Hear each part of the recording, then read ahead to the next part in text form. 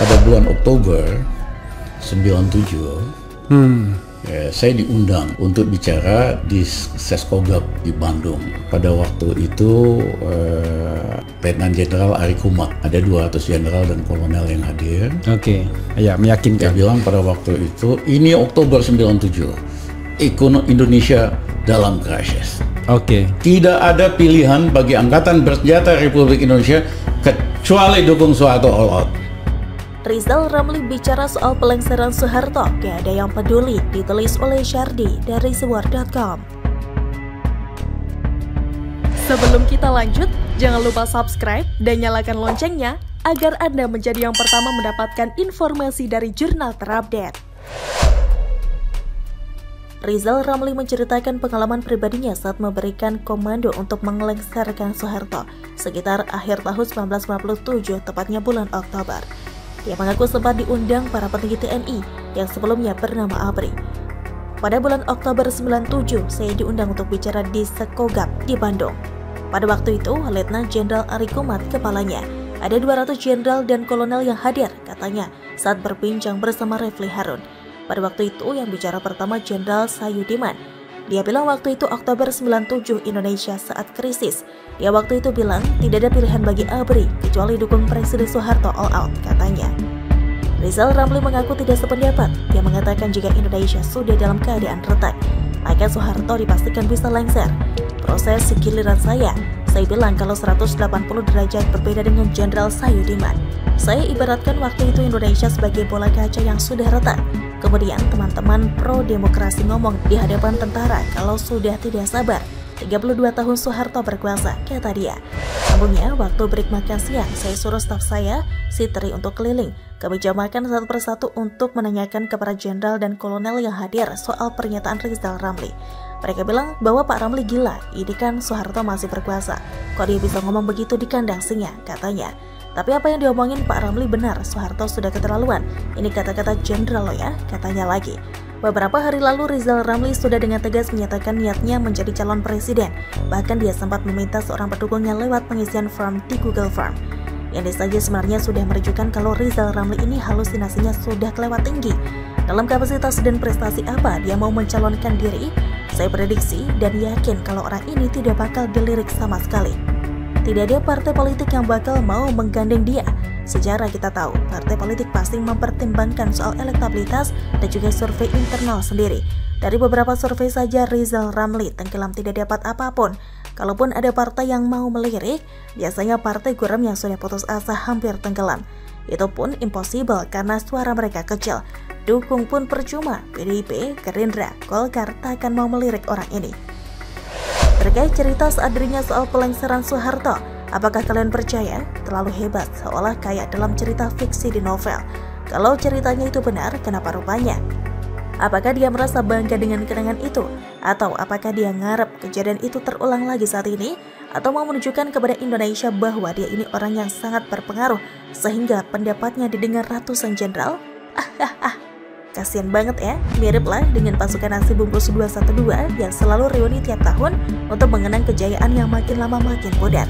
Mereka maunya orang-orang terus teringat dengan kehebatan mereka, padahal nyatanya orang-orang sudah jijik dan kepingin timpuk pakai batu. Ini orang kebanyakan ngomong, kisah masa lalunya kedengaran hebat-hebat pula. Bicara soal lengseran Soeharto lah, bicara selamatkan Garuda lah, cocoklah jadi tukang bicara, makanya orang ini tidak cocok jadi menteri dan dipecat. Cuma bisa ngomong doang. Dan sekarang punya niat jadi presiden pula, lebih tidak cocok lagi dong. Bisa kacau Indonesia ini. Dan jangan lupa dia juga termasuk sangat serius memperjuangkan agar presidential threshold mencapai 0%. Alasannya sih cukup masuk akal, tapi apakah itu yang dia maksud? Dengan melihat niatnya selama ini jangan-jangan impian presidential threshold 0% agar dirinya bisa jadi capres tanpa banyak halangan? Kalau ada ini, kan niatnya bakal tidak kesampaian. Soal ini ada plus minusnya. Kalau menurut Rizal Ramli presidential threshold 0% lebih baik, apakah itu jaminan bakal lebih baik? Gimana kalau itu dimanfaatkan politisi sakit hati dan haus kekuasaan untuk berkuasa? Semuanya ada pedang bermata dua. Ada plus minusnya. Justru kalau Rizal Ramli merasa hebat seperti klaimnya yang bombastis, harusnya presidential threshold 50% pun takkan jadi halangan. Kecil mah bagi Rizal. Hehehe. hina Habib. Pusing, sampai lonte ikut-ikutan ngomong. Saya nggak marah, cuman ada umat yang marah, ngancam mengebung lonte. Polisi kalang kabut jagain lonte. Iya, kacau. Lonte hina Habib dijaga polisi. Kacau tidak?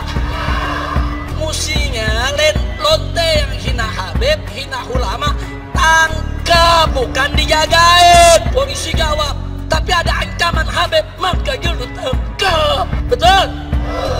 Ditangkap enggak? Dijagain. Jangan-jangan minta jatah kali. Ramai boykot Nikita Mirzani, ini masalah bangsa atau hanya masalah pribadi yang latah? Ditulis oleh Abu Daeng Al-Makassari dari Suar.com. Sebelum kita lanjut, jangan lupa subscribe dan nyalakan loncengnya agar Anda menjadi yang pertama mendapatkan informasi dari jurnal terupdate. Tidak bisa dipungkiri kejatuhan Habib Rizik bukan hanya karena dirinya sendiri, tapi juga dipicu oleh kenakalan atau ulah Nikita Mirzani. Melalui Maher Twailibi yang menyebut Nikita LT, Habib Rizik pun dengan enteng melontarkan kata tersebut. Dan akhirnya makin rendahlah kualitas Habib Rizik yang selama itu disebut imam besar. Imam besar bagi para kadrun pemuja beliau lebih tepatnya.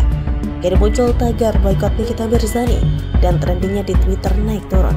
Namun naiknya agak lama, mungkin karena Nikita memang suka yang bernada naik, sehingga Nikita hanya ketawa-ketawa melihat tagar itu, bahkan mengajak siapa saja yang mau ikutan tanda tangan petisi itu. Bukan cuma itu, ia juga ikut menandatangani petisi boykot dirinya. Gokil memang. Pada petisi itu disebutkan alasan yang masih kabur, hanya langsung vonis bahwa Nikita adalah artis penebar kebencian dan keributan. Di Change.org dan disinyalir bahwa pemicu tagar itu karena ucapan Nikita Mirzani dinilai mengundang keributan terhadap sesama artis, kelompok tertentu hingga membuka aib seseorang. Apakah benar demikian? Bukankah dunia artis memang seperti itu?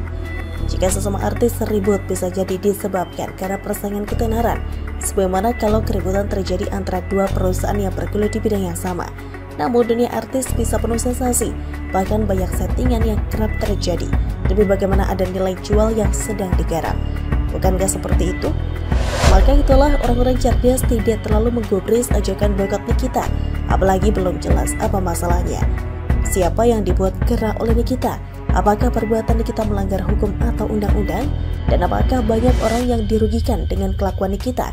Tentu saja kalau mau membandingkan Nikita dengan Imam Jumbo yang selama demo telah membuat banyak warga yang gerah, tentu saja Nikita lebih baik karena tidak mengajak orang demo di jalan sehingga tidak merugikan warga yang lagi sedang cari nafkah.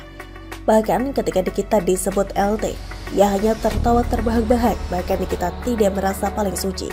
Makanya sikapnya rileks aja menghadapi kelakuan para kadrun, termasuk kepada dedengkot kadrun itu.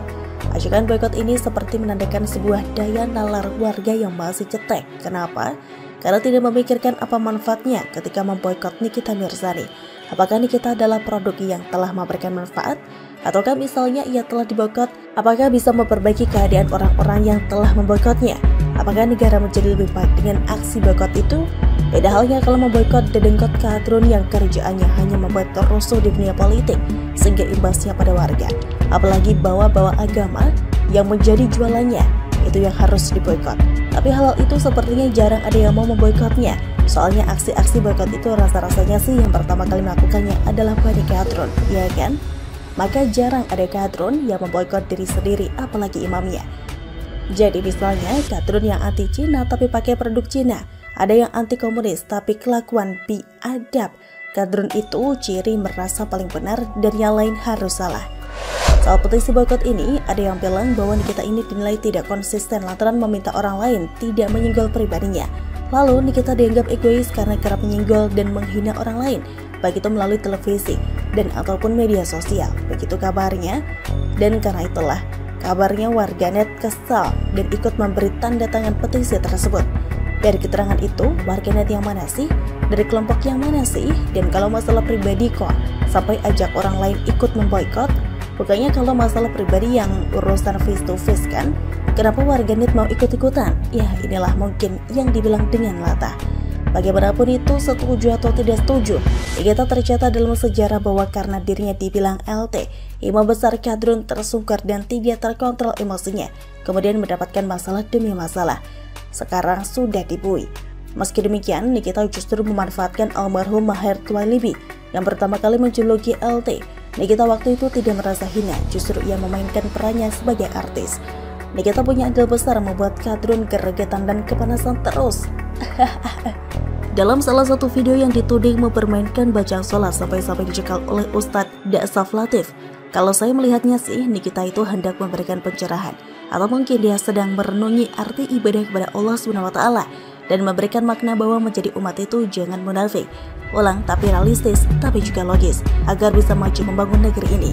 Mungkin begitu ya, tapi bagaimanapun Nikita malah dituduh telah mempermainkan agama, tetapi umat yang tersinggung tidak hendak mengoreksi dirinya sendiri. Dan saya melihat Nikita ini cerdas dan apa yang dilakukannya itu adalah strategi dalam profesinya.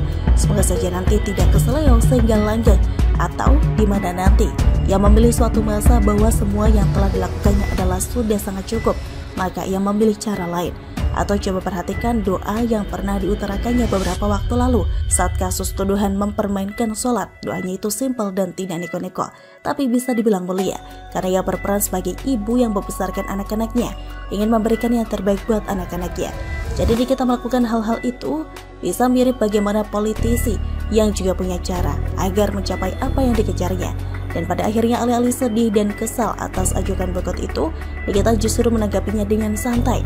Bahkan kocaknya, Nikita meminta lebih banyak orang lagi untuk mengisi petisi boikot dirinya.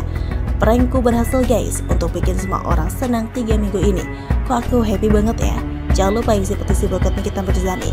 Terus saya suruh malah, yang banyak ya. Tulisan kita dikutip dari akun @nikitamirzani mawardi _172 pada hari Senin 13 Desember 2021. Target boikot itu 150.000 dan terakhir kabarnya sampai tulisan ini saya buat sudah mencapai 130.000-an warganet dari mana saja tuh. Bagi saya sih, untuk apa boikot-boikotan?